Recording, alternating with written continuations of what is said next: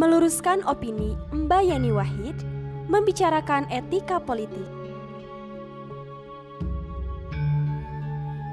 Melalui akun Twitternya, Mbak Yeni Zanuba Wahid, putri almarhum Abdurrahman Wahid, menuding Muhaimin Iskandar atau Cak Imin.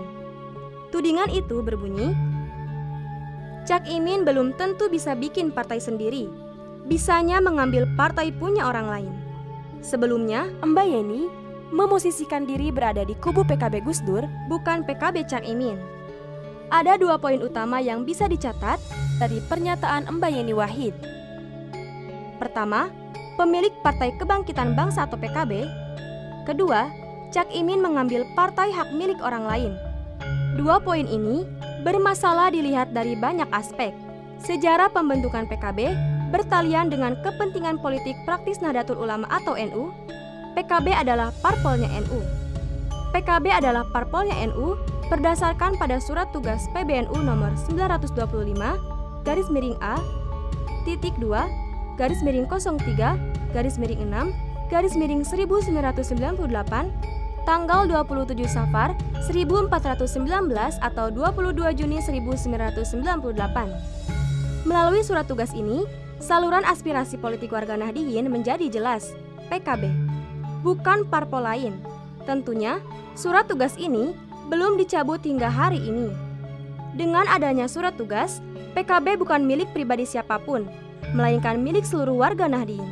Karenanya, tudingan Mbak Yeni Wahid bahwa Cak Imin mengambil partai orang lain adalah tidak tepat. Pernyataan demikian diselimuti oleh subjektivisme dan anggapan bahwa PKB adalah properti privat, misal milik Gus Dur pribadi. Pernyataan bernada tudingan dari Mbak Yeni Wahid tidak didasarkan pada fakta objektif. Berdasar surat tugas 925 atau 1998, Muhaimin Iskandar adalah salah satu kader muda Nahdliyin yang terbaik. Cak Imin adalah anggota tim asistensi yang terdiri dari Kiai Haji Arifin Junaidi sebagai ketua, anggotanya Muhammad Fahri Ma'ruf, Muhyiddin Arubusman, Muhammad Hasihin Hasan, Abdul Aziz, Lukman Saifuddin, Andi Muawiyah Ramli, dan Amin Said Husni. Tim asistensi ini bertugas untuk membantu tim 5 yang terdiri dari Kiai Haji Ma'ruf Amin sebagai ketua, Kiai Haji Said Akil Siroj, Kiai Haji Rozi Munir, Kiai Haji Mustafa Zuad Mugni, dan Kiai Haji Ahmad Bagja sebagai anggota.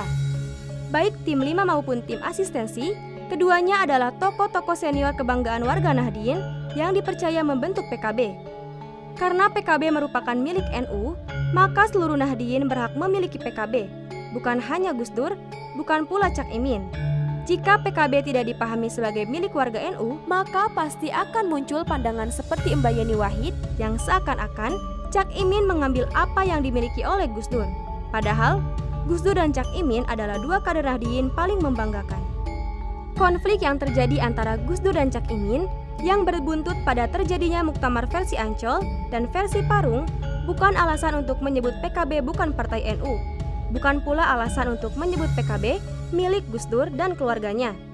Konflik tersebut adalah dinamika politik internal yang lazim terjadi, dan konflik tersebut sudah selesai di jalur hukum. Mbak Yeni Wahid tampak kehilangan kebijaksanaannya dengan terus-menerus menciptakan kategorisasi antara PKB Cak Imin dan PKB Gus Dur, kemudian menyerang Cak Imin merampas PKB dari Gus Dur.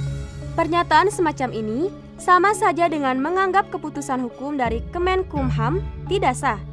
Legalitas PKB Cak Imin sudah diperkuat oleh putusan pengadilan, sementara kasasi PKB Gus Dur ditolak oleh Mahkamah Agung atau MA. Sebagai tokoh publik, Mbak Yeni Wahid kurang etis mengungkit-ungkit konflik masa lalu yang sudah tuntas di tangan hukum. Kecuali semua keputusan hukum dianggap tidak sah, sehingga konflik lama perlu dikorek lagi. Tetapi, sebagai politisi, Mbak Yeni Wahid mungkin saja mengorek luka masa silam. Lebih-lebih, setelah PKB Cak Imin resmi mendepak Mbak Yeni Wahid sebagai Sekjen PKB periode 2005 sampai 2010. Namun, sebagai politisi pun, pendapat Mbak Yeni Wahid bahwa Muhaimin Iskandar mengambil PKB dari Gus Dur juga tidak tepat. Hal itu bisa dilihat dari keputusan Muktamar Ancol, kubu Cak Imin yang mengutus Kiai Aziz Mansur untuk sowan ke Gus Dur. Banyak pengikut PKB Ancol juga sowan kepada Gus Dur. Kiai Aziz Mansur dan pengikut PKB Ancol meminta Gus Dur menjadi Dewan Syura. Tetapi, Gus Dur mempersilahkan Kiai Aziz Mansur menjadi Dewan Syura. Di level ini, Gus Dur memperlihatkan kualitas kewaliannya yang diabadikan Al-Quran, La haufun alaihim wa la hum yahzanun. Mereka tidak takut dan tidak sedih. Kualitas ini tidak tampak pada sebagian yang mengaku Gus Durian. Sikap Gus Dur menjadi keteladanan yang patut dicontoh kita semua hari ini. Sejak Gus Dur mempersilahkan Kiai Aziz Mansur menjadi Dewan Syuro PKB Cak Imin, dan sejak keputusan pengadilan melegalisasinya, maka PKB versi Gus Dur dan versi Cak Imin sudah tidak ada lagi. Mengukit luka atau konflik masa lalu hanya dilakukan oleh mereka yang tidak siap menerima keputusan hukum dari negara dan dinamika politik internal NU. Mbak Yani Wahid mungkin punya tafsirnya sendiri tentang kepribadian Gus Dur, tetapi Gus Dur adalah figur universal yang juga dimiliki umat, seperti Kiai Aziz Mansur dan pengikut PKB Cak Imin. Keragaman tafsir pasti terjadi. Mbak Yeni merasa Cak Imin merampas PKB dari Gus Dur, sedangkan Kiai Aziz Mansur sudah mendapatkan restu dari Gus Dur. Keragaman tafsir hanya bermanfaat bila membawa berkah bagi umat, berkah persatuan warga Nahdliyin, dan berkah kembalinya warga NU kepada PKB, seperti amanah Surat Tugas PBNU 925/1998. Spirit ulama-ulama generasi awal adalah menyatukan suara Nahdliyin dan menyalurkannya lewat PKB. Spirit inilah yang penting dijaga, bukan dipecah belah dengan alasan apapun. Wallahu a'lam bishawab.